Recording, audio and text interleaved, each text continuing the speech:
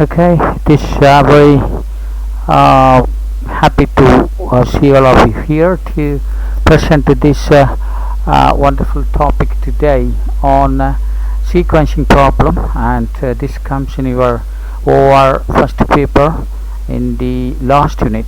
What is a sequencing problem? And that we will be discussing first. Then afterwards we will do different types of the problems in sequencing problems. Okay. So first of all, what is a sequencing problem? Sequencing problems are the problems in certain cases in our day-to-day life. We may arrange the jobs in a particular order so that the time is optimum, and definitely this sequencing of timings order definitely will give us or helpful for us to make the total cost may be very minimum. Our total profit may be very maximum. So such a type of problems we call it as sequencing problems. So let me take a sequencing problems now, and some definitions we will be discussing first, and afterwards we will be going for the problem there. Now, what is a sequencing problem? In our day-to-day life, as I told you, there may be jobs and machines. By proper optimal sequence, it is possible that to reduce the time and the cost also. It is possible for us to reduce the time and cost by the proper optimal sequence of the jobs. Okay, so so this type of problems we call it as sequencing problem. So what is a sequencing problem? Sequencing problem means in order to in day-to-day life there may be jobs and machines. By proper optimal sequence, it is possible to reduce the time and cost, and that may be very favorable for us in our day-to-day life. Okay, so such a type of problems we call it as sequencing problem. So the definition goes like this. Okay, the definition goes like this: by proper sequencing of jobs on the basics of the time taken, it is possible to bring a minimum total time called the elapsed time. Such a type of problem is called a sequencing problem. So by proper sequencing of jobs on the basis of time taken, it is possible to bring a minimum total time called elapsed time. Such a type of problem is called sequencing problems. So we will be taking the problem at the time. It will be very understandable of the concept of this sequencing problem. Now, there are certain basic principles are there in any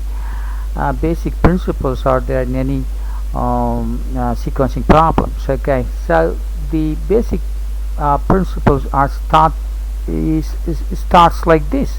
First condition is that no machines can process more than one operation at the time. So a machine can operate only one machine at the time. That is the first condition. So it cannot go more than one operations at the time, any machines. Okay, so that is the first assumptions in the sequencing problem.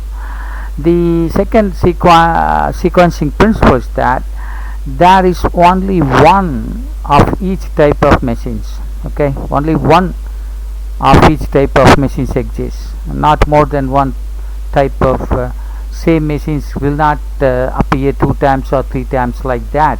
So there is only one of each type of machines.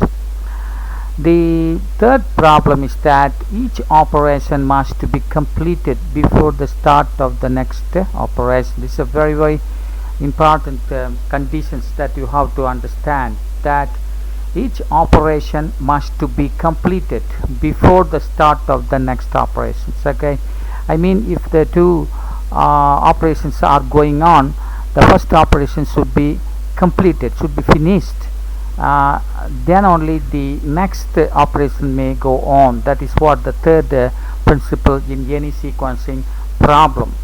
And the fourth, of course, is each operation once started must be performed till it is completed.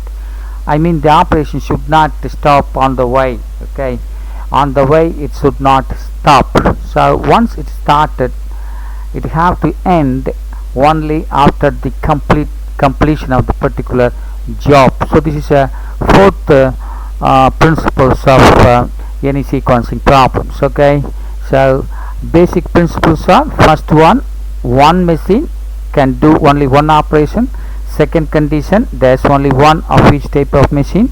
And third one, each operation must be completed before the start of the other operation. And the last principle is that each operation must be completed and should not be on the way we can stop. No, it is impossible. It must be completed.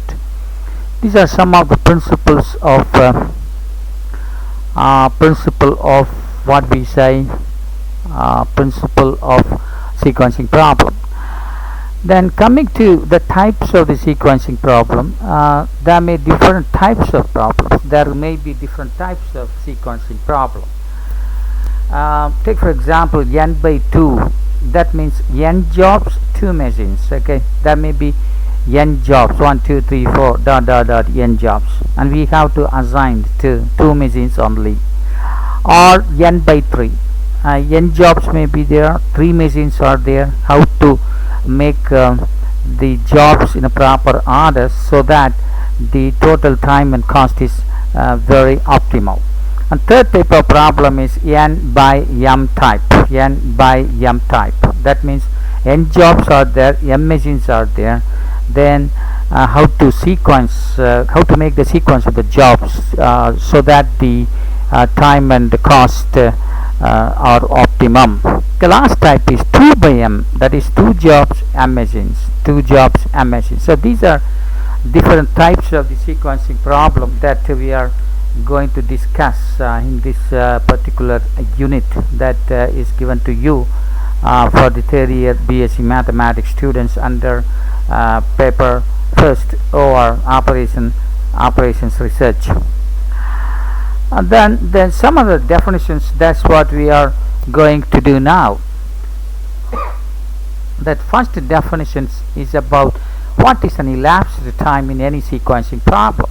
What is an elapsed minimum total time is in the sequencing problem is called the total elapsed time. So in any sequencing problem, what is an elapsed time means the minimum total time in any sequencing problem is called total elapsed time. Okay, the next one is about ideal time.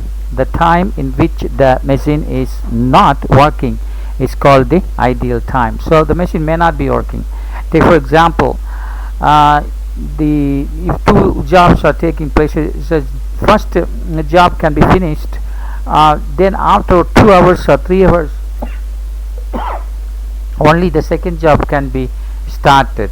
Then after 3 hours only third jobs can be started. So like that, there is an ideal time for the first machine, so that the next machine can start sometimes afterwards. So this is called what? Ideal time, we say. So there are 2 times very important in any sequential problem. The first one is elapsed time, and second one is ideal time. Okay, so in the next session or next clippings of my video, we will be doing some algorithm about how to do n by 2 types of problems. I mean, number of jobs are n and 2 machines are there. How we can do that? So we are going to discuss about the algorithm and how to do the problems. Till then, I say goodbye, and we'll see in the next class. So thank you very much.